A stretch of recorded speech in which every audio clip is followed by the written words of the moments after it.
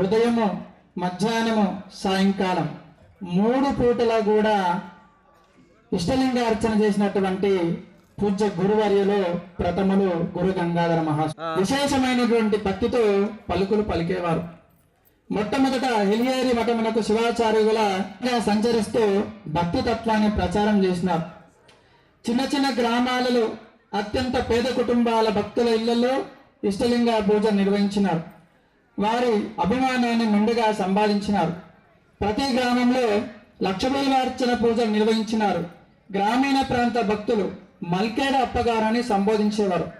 అప్పగారు చిన్న గ్రామాల్లోని పేద కుటుంబాల ఇంటికి వెళ్ళినా వారి ఇంటిలో నిష్ఠగా ఇష్టలింగ పూజ చేసుకునేవారు. వారి ఇష్టలింగ పూజ సమయంలో సాక్షాత్ పరమశివునిలాగా అగుపించేవారు. అంత తేజస్సు వారి ముఖంలో కనిపించేది. ఇష్టలింగ పూజ జరుగుతున్నంతసేపు గంట శబ్దము వాయిస్తూనే ఉండేవారు. ఆ శబ్దము పరిసర ప్రాంతాలకు వ్యాపించి సమస్త అపశకములు ఏవైతే ఉంటాయో అవన్నీ కూడా తొలగిపోతాయని చెప్పేసి భక్తుల విశ్వాసం.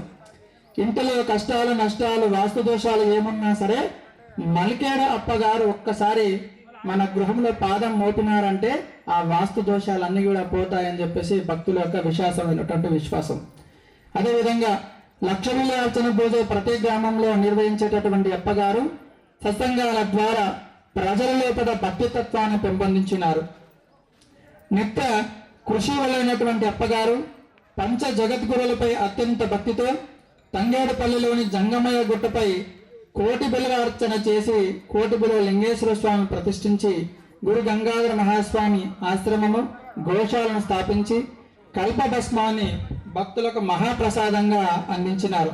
ఆ ప్రాంతాన్ని భక్తి తమయంతో నింపినటువంటి అప్పగారికి పండితులన్నా ఎంతో గౌరవం. ఇది మన పూజ్య గురువర్యులు గురు గంగాధర మహాస్వామి చేసినటువంటి విశేషమైనటువంటి సేవలు. అందులో ఇవి కొన్ని మాత్రమే.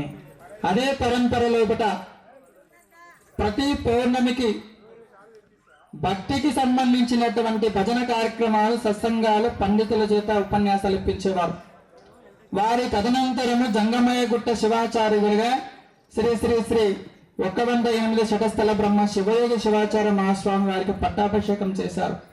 నేడు గంగాధర మహాస్వామి అడుగుజాడలు నడుస్తూ చిన్న అప్పగారుగా కీర్తించబడుతూ భక్తులకు అందుబాటులో ఉంటూ శ్రీ శివయోగి శివాచార్య మహాస్వామి వారు శ్రీ గురు గంగాధర మహాస్వాముల వారి కీర్తిని దశదిక్కులా వ్యాపింప చేస్తూ ఉన్నారు. అప్పగారైతే ఏ విధంగా భక్తితత్వాన్ని ప్రబోధించినారో వారి పరంపరలో అది గురు గంగాధర మహాస్వామి మాత్రమే తీసుకొచ్చి ఉన్నారు. అంతకంటే ముందు లేదా అంటే అది చెయ్యాలంటే భక్తి కావాలి, శక్తి కావాలి, ధనం కావాలి, జనం కావాలి. ఇవన్నీ సామాన్యమైనటువంటి మనుషులు చేసేటటువంటిది కాదు. అది గురువులకే సాధ్యము, వారు చేసినాడు. అదేవిధంగా ఈ స్థలంలో కోటి బిల్వార్చన చేసినటువంటి ఘనత కూడా వారికి దక్కుతున్నది. అదే పరంపరలో పూజ్య గురువర్యులు శివయోగి శివాచార్య మహాస్వాముల వారు కూడా గురు పౌర్ణమి పురస్కరించుకొని మన ప్రాంతంలో ఎక్కడ ఏ కార్యక్రమం జరిగినా లక్ష బిల్వార్చన కార్యక్రమం నిర్వహిస్తూ ఉన్నారు. దానివల్ల విశేషమైనటువంటి శుభ ఫలితాలు వస్తాయి. ఒక గ్రామంలో మనం చేసినామంటే మనం ఏదైనా మన ఇల్లు బాగుండాలంటే మన ఇల్లు వాస్తు మాత్రం మనం చూసుకుంటాం. కానీ గురువుల యొక్క ఆంతర్యం అంతా ఉండదు. ఎట్లా ఉంటుంది వాళ్ళది? లోకమంతా క్షేమంగా ఉండాలి, లోకమంతా సుభిక్షంగా ఉండాలి అనుకోవచ్చు. గెలిచినటువంటి ఒక గ్రామ సర్పంచ్కి మంగళాశీస్సులు ఇస్తున్నారు కదా అనే భావన ఉంటుంది. వారిని గ్రామ ప్రథమ పౌరుడిగా భావన చేస్తాం. గ్రామానికి ఆయననే పెద్ద మనిషి. వారి గ్రామ పక్షాన వారు ఇక్కడికి విచ్చేస్తున్నారు అంటే వారొక్కరికి మంగళాశీస్సులు అందజేస్తే గ్రామంలో ఉన్నటువంటి అందరికి కూడా మంగళాశీస్సులు అందుతాయి. మంగళాశీస్సులు అందుతాయి.